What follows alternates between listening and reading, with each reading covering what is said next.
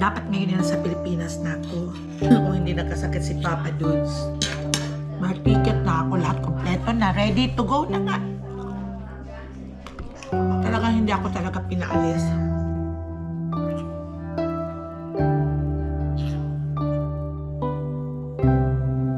Ayaw kong doon siya.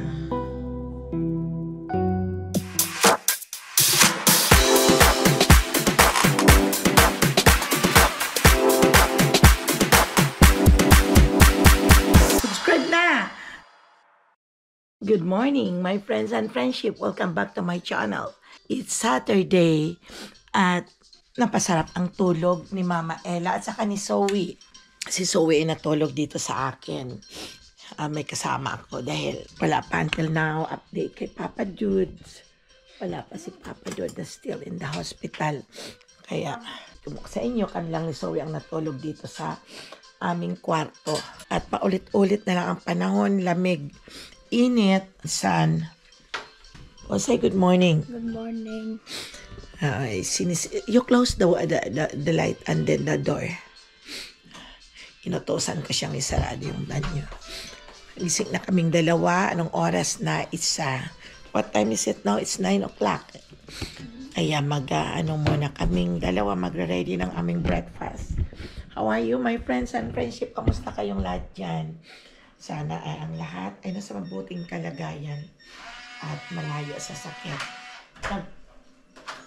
Nag-pops na si Monmonje. Pakipunas ng dyan.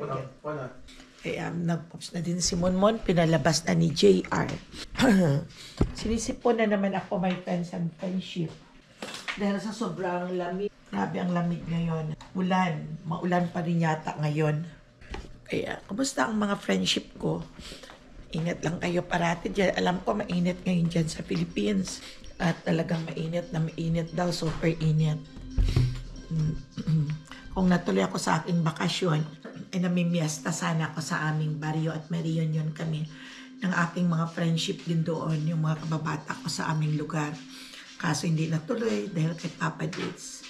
So, kailangan ako dito ni Papa Dudes. Kaya ngayong araw na ito, palagay ko hindi ako makapunta ngayon ng hospital dahil mga bata naman ang nandoon. Ilang araw na ako at sinisipon ako. Kaya baka makalabas na siya either tomorrow or sa Monday. Kaya magluluto tayo ng ano bang lulutuin natin, Zoe? Magluluto daw ako ng pancake at saka yung bread na may butter at sugar. Okay, sandali lang, my friends and friendship. At i-ready ko lang ang aming lulutuin ngayon ni Zoe. Wala ang mami ni Zoe at nasa work. Where's your daddy, Nak? I don't know. I think it's in the room. Nagre-ready ako ng pang-pancake na.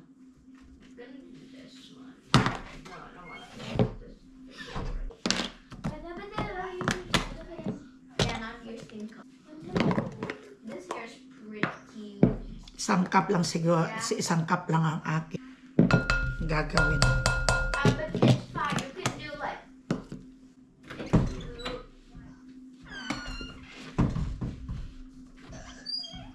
I don't like my house. Lagyan natin ng baking powder din.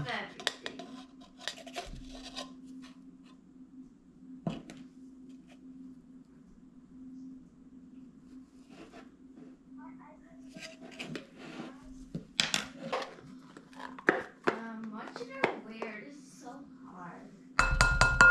Dahil ako naman ay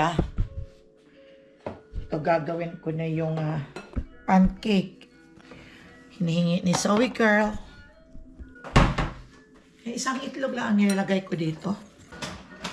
Ganitong kalaking itlog na my friends and friendship. $9 na siya. Parang ang itlog grabe. Pero pag siguro back to normal na ngayon ang chicken na wala ng sakit, palagay ko pabalik naman sa normal ang price.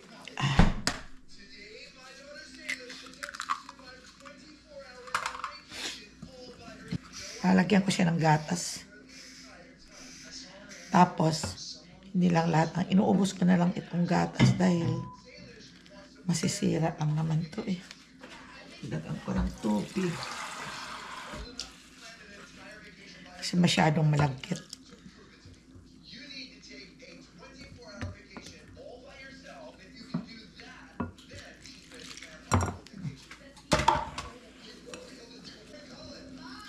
Ganyan lang.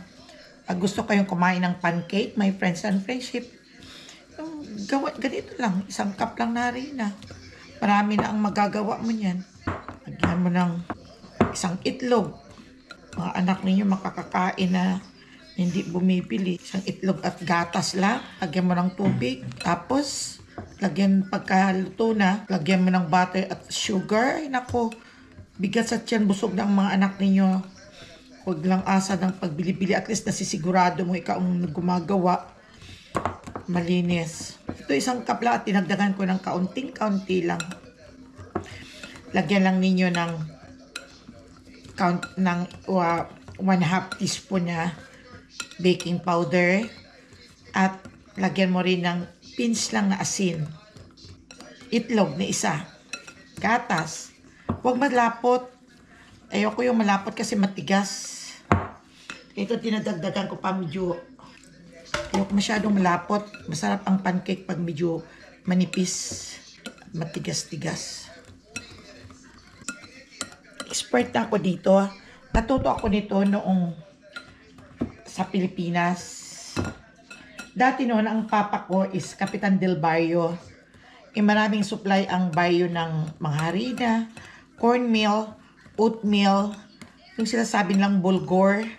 Marami, pinapamigay yan sa mga indigent, sa mga tao sa baryo. May mga harina, nagluluto ang mama ko ng pancake at pinapakain din sa mga bata dyan sa baryo.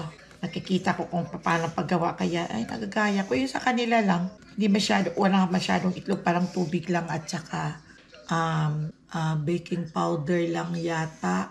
At saka gatas. Kasi may gatas din na libre noon eh. Yung skim milk. Pero walang itlog. Masarap pala. Masarap na yun. Kaya ako, binago ko na. Nilagyan ko ng egg. Oh, you wanna beat? Just make it slowly. Beat? Beat?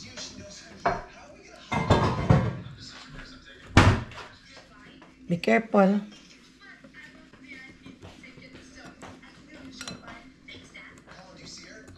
Okay, mama na. Para magluto na si mama. Para iluto na natin. Para makakain.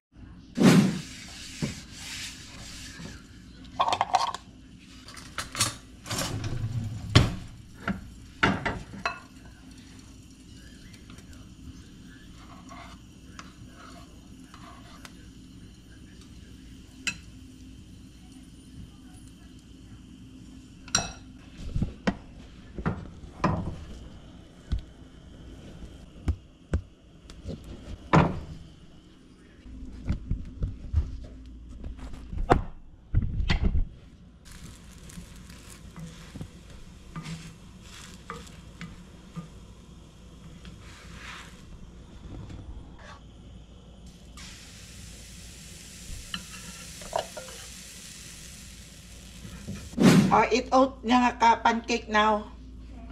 Okay, you sit down there. Come here. Are you going to eat pancake? Okay, come on. Oh. Yeah.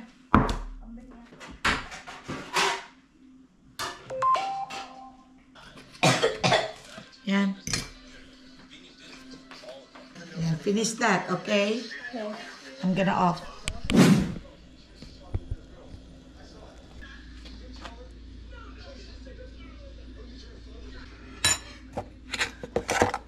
Meron naman kami doong honey, pero ayaw ni Zoe at ayaw ko rin sa honey, masyadong tamis.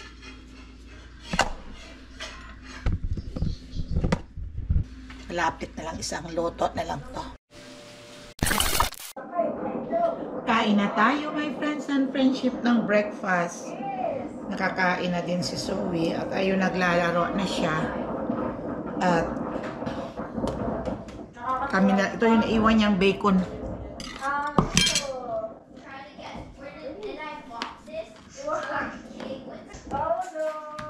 Kape tayo. Gawin ng pancake ko. Diyan. Ito lang ang almusal namin. Pancake ko si JR kumakain ng rice. Nakangkat pancake, JR. Man, sarap nga, oh. Kain tayo, may friendship. Naman sila kain ni JR. Yung ulam namin kahapon, yung tinulang manok.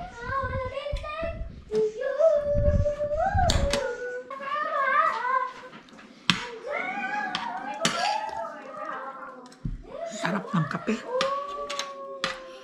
Masarap dito sa pancake. My friends and friends. Wala kain tayo. Ang lambot ng pancake kahit na malamig na. Madali lang kasi lumamig. Malamig dito. Pero malambot. Mukha ang lugar dyan.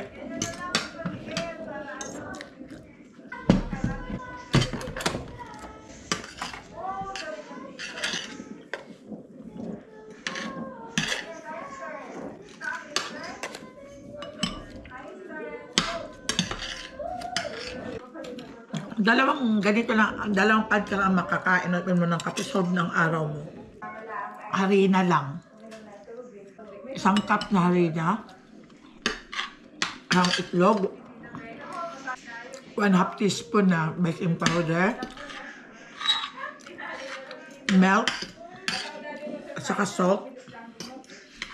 Yun na lang. At shout out pala sa mga nurses na nag-aalaga kay Papa. Lalo na doon kay Christian, nurse siya sa dialysis. At saka kay ang attending nurse niya ay si Maida. Shout out Maida and Christian. Salamat sa pag-take care niyo sa asawa ko at sa mga iba pang mga nurses ng Sutter Medical Center. Talaga ang galing ninyo. Hindi niyo pinababayaan din ang asawa ko na parati yung bini-visit. Thank you, everyone. Tapos na si JR. Tapos Zoe. Saka yung daddy ni Zoe. Nanood kasi ako ng TV. Kakalungkot kung wala dito ang asawa mo. Sana gumaling na si Papa at makabalik na dito sa bahay. Dapat ngayon na sa Pilipinas na ako. Kung hindi nagkasakit si Papa Dudes. May ticket na ako, lahat kompleto na, ready to go na nga. Talagang hindi ako talaga pinaalis. Dahil kay Papa Dudes.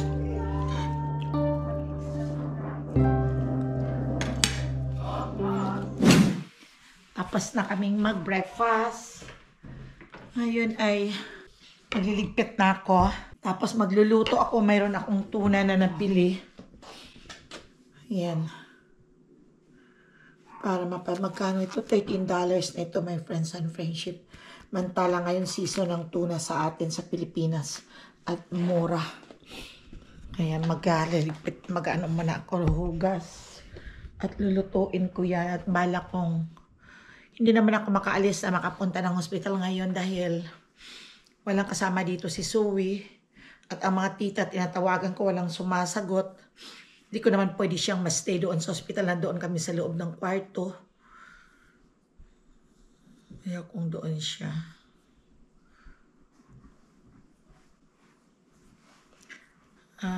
Papadalan ko na lang ng mabuti sana kung nandoon ako. Kahit paano napapakain ko si Papa Dude sa mga padala kong. Dahil aalis si Jarrell papunta. Dahil kahapon napunta si Jarrell doon kasama ko. Ay hindi niya nakita ang papa niya na dahil nandoon pa siya sa mga x-ray sa lahat. Kaya hindi sila nagkita. Okay. Ready na muna ako ng kung ano ang aking gagawin. Yung tuna ko nabili. Hihiwain ko at ipiprito.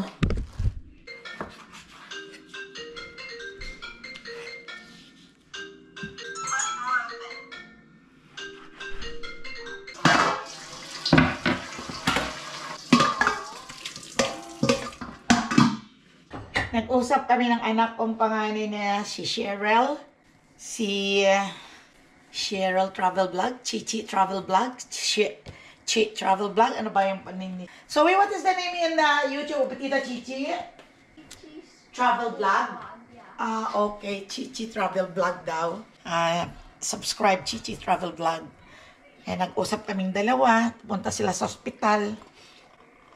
Kaya sabi niya, ma'am, po kami naman doon, magpahinga ka muna. Kaya ito, magpapahinga lang muna ako. Prito lang ako ng ulap ng itong tuna para ipadala ko kay Papa.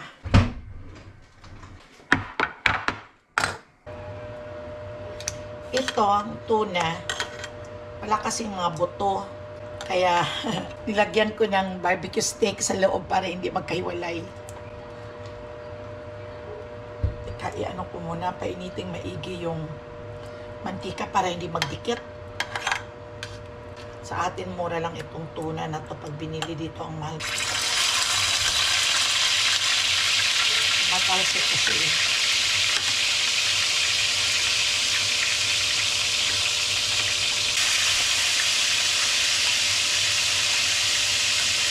So, ito na ang aking gigisa ko at ng kaunti lang. Gigisa ko sa olive.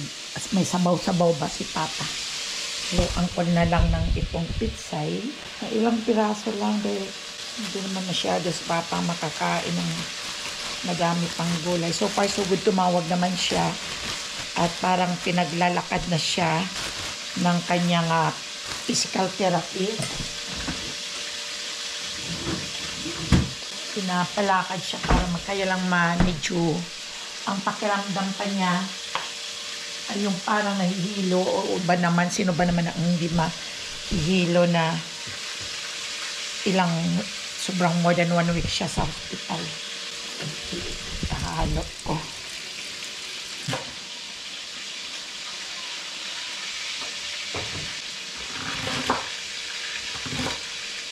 Inihiwa-hiwa ko lang ng maliit para kakain din siya ng gulay. Wala lang akong kamatis. Kahapon, iwan ko, nakalimutan ko talaga ang bumili ng kamatis kahapon nung magpunta ako sa store. Dapat nakabili ako, pero nawala na sa isip ko. Ito na to, oh. Parating na lang. Lagay ko nga ito doon sa kabila.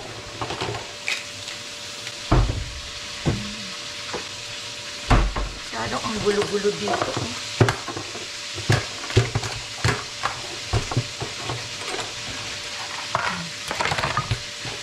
Parati ko na lang itong inaayos. Pero every time na ino-open mo kasi, ino-open mo, sinasara mo, nadidislocate siya. Lahat ang mga nakalagay eh.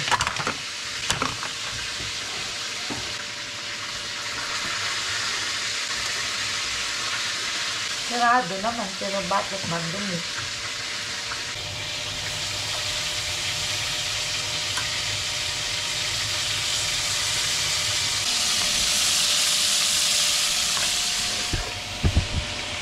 Magigisa na ako para may sabaw-sabaw.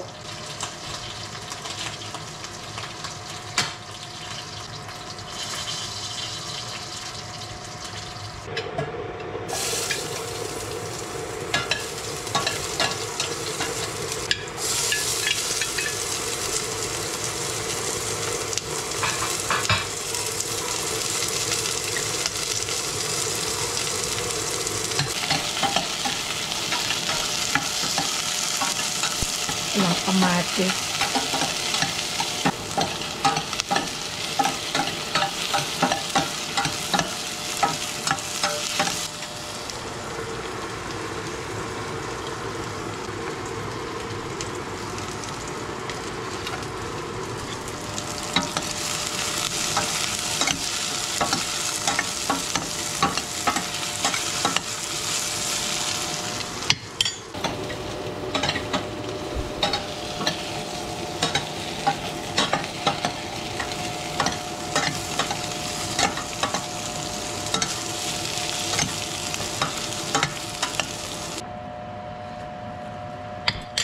Matabang-tabang, lagyan pa ng patis.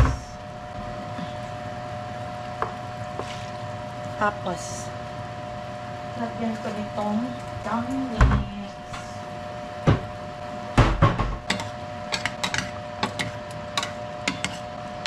Sarap. Lagay ko to. Para bango.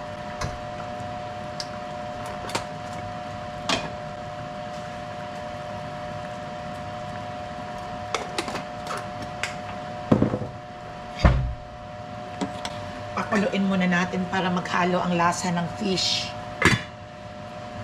Itong natira na to ay uulamin na lang mamaya.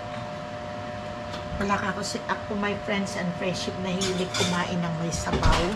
Napipilitan lang ako minsan. Lalo na pag si Papa Dud ang sinasabihan ako na magsabaw ako ng kanin. Magsabaw ako sa kanin.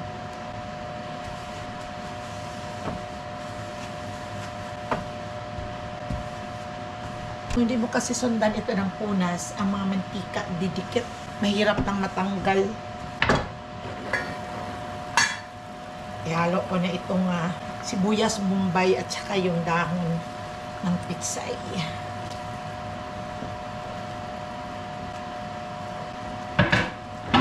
Di ko dinamihan ang sabaw dahil frozen kasi ang isda walang lasa. Kaya dinidiskartehan ko lang igisa at timplahan ng maayos para magkaroon ng lasa.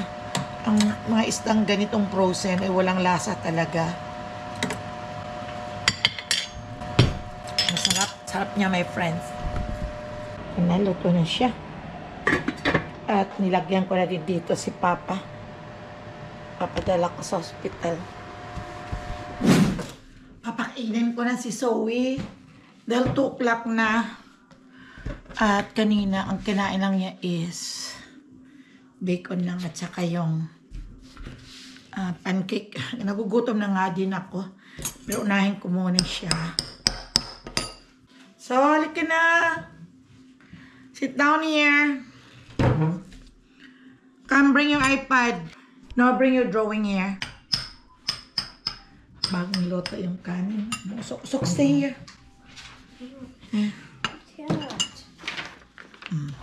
It's wet. It's not? Kasi nililimitahan ng mami niya sa iPad. Binibilo-bilo ko yung kanin. You give me tuna? Yeah. That's not fish. Fish. It's tuna. Tuna fish. That's why there's no bone. Tuna has no bone. The tuna I don't like tuna. I like salmon.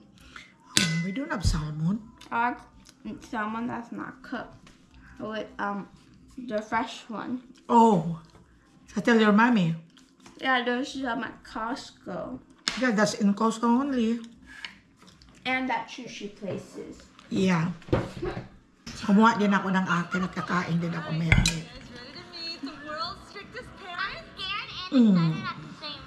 Kain muna tayo. Lunch. Bagong luto ang kanin. Nilagyan ko ng kaunting sabaw. Para hindi malagkit kasi feel ko na magkamay. Harap. May sabaw na kaunti lang pero mahirap magkamay talaga.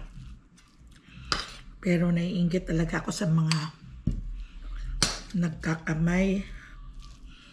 Ang sarap-sarap ng kain nila. Kahit may sabaw.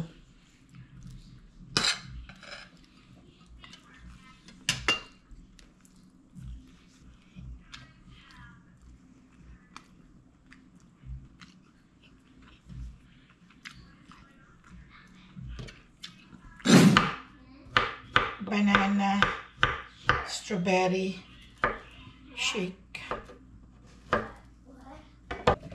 You want the smoothie? Yeah. Share tayo. Okay. Cut it.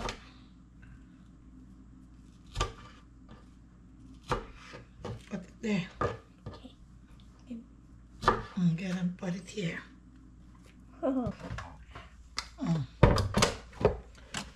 Here. How much spoonfuls? How much? Just put it there. How much spoonfuls? Just 2. 2. It's Not good. like this, huh? I want to do it. Go. Wait. More pa. One.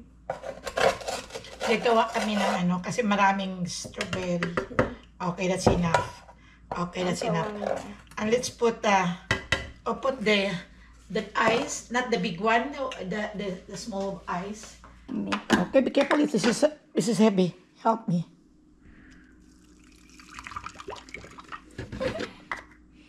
Okay, no, don't touch.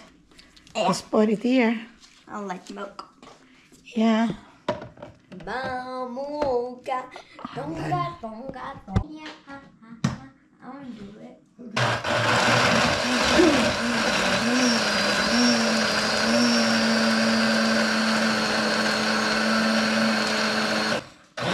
That's enough. Let's check. May my taste. I want taste. You want more sugar? More sugar? Get the sugar. Okay.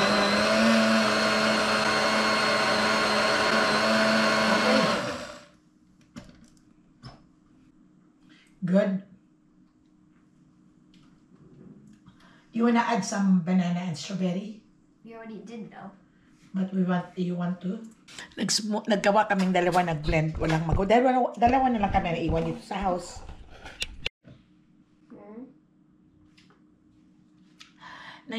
Dinagdagan namin ng fruits, my friends and friendship. Oh, you want this? Drink ka? And then I'm gonna get mine. Finish ha? Ay, 2 glass pala ang ganito. Na malaki. Tastes good ha? Nagustuhan niya. Marami kasi kaming fruits. Masisira lang to. Ibabalik ko na to. Yung 2 ganito ang nabili ko sa Costco. Pag hindi to pinaspasan ng gamit o inom, malamang na masisira. Tapos magdi-dishwash ako. Tsaka na ako uupo. Tingnan niyo ang panahon mo. Mukhang uulan. Tahimik. Tahimik ang mundo. Saturday ngayon. Kaming dalawa lang naiwan dito ni Zoe. Nasa trabaho silang lahat. Madumi o ililinis ko yan. Masarap ito sa Pilipinas. Bumili kayo ng maliit lang. Katulad sa akin na yun na parang isang tasa. Mura lang siguro din ito. Isang ganyan lang. Bali 2 tao na ang makakainom. Sa malaking ganyan. Mag-blend ka lang ng isang saging at 4 na piraso ng strawberry. Lagyan ng ice. Yung wag malaking ice, yung dice. Tapos asukal at gatas. Ay naku, makakatawid na ng uhaw to. Healthy pa. Sarap. Gusto ko kasi yung malapot-lapot, kaya malapot dinagdagan. Pag dinagdagan mo ng fruits, mangga din. Ay ako, ang sarap i-blend. Sa maliit lang na ganyan. I-blend mo ang mangga, ay mango shake na. May mangga pala ako doon. Bukas ko na i-blend din. Finish yours. Okay, mine is almost. Come here, let's get the toast. Come on, let's get the toast. A toast, yeah. Come on, cheers. Let's go, cheers. Because there were just only 2 of us here in the house. So cheers for Zoe and Mama. Cheers. Yep. Ready, 1, 2, go.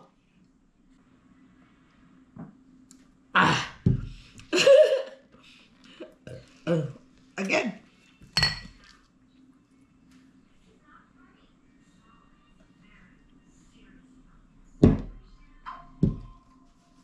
Look at you have a mustache. I know.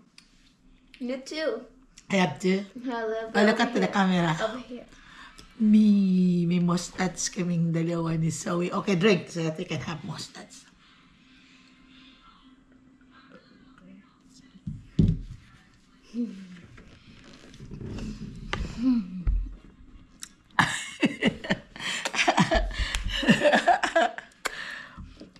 Nagsama ang maglola. Wala kaming kasama. Yeah. Nakakalungkot. Ayaw mo na? No. Sige. Ayaw na daw niya. Ang naiwan sa akin. Hirap mag-inom ng mabilisan ng ganito na malamig. Parang nagbabara sa sikmura. Nagbabara sa sikmura na parang hindi mo parang hindi ka makarecover hanggang dito na lang. Okay, so inumin ko, sayang. May gatas ito kompleto. Ganito lang kaliit siya. Kapag may mango ako dyan. Pero titingnan ko kung hindi pa sira at i-blend ko rin bukas. Hanggang sa huli, my friends and friendship, ako ay nagdi-dishwash ng aming mga pinagkainan ngayon. Nagdi-dishwash na ako para hindi na ako maghugas. At magpapahinga na si Mama Ella. Habang hindi ako nagpunta ngayong araw sa hospital, nagre-rest muna si Mama Ella. Nagre-relax kahit mapaano. Dahil kung sa hospital naman ako, wala naman akong ginagawa. Nakaupo lang, may higaan naman doon. Pero nakakasakit ng katawan. Kaya pagdasal na lang ninyo at nating lahat, my friends and friendship, ang pagaling ni Papa Dodds. Sana'y bigyan pa siya ng mahabang buhay at gumaling siya kagad. At kayo rin, my friends and friendship, ingat lang kayo parati at huwag kayong masyado niyong dibdibin kung ano man ang mga problema na nandyan sa pamilya niyo or kung sino man. Huwag niyong idibdibin ang lahat at gawa ng paraan at bigyan ng solusyon ang problema. At huwag kayong magpapatalo sa problema. At tayo ay magkakasakit. Ingat-ingat lang and always be pretty, my friends and friendship. And always be happy kahit anong hirap ng pinagdadaanan. Huwag kakalimutan ang lipstick at ngumiti. Thank you. Thanks for watching. Shout out sa inyong lahat. Maraming salamat at malapit na din akong mag-2,000 ng aking subscriber. Kahit pa ganun lang, paunti-unti na nagdadagdag ang aking mga subscriber, happy pa rin ako. Dahil kahit papaano ay marami rin nag-view sa mga viewers ko, sa mga subscribers ko, sa mga followers ko, at sa mga silent viewer. Kumusta kayong lahat? At hi, ingat lang kayo sa iyong mga pangangatawan at always be pretty and happy, and thank you for watching the vlog of Mama Ella. Ingat always. Bye-bye!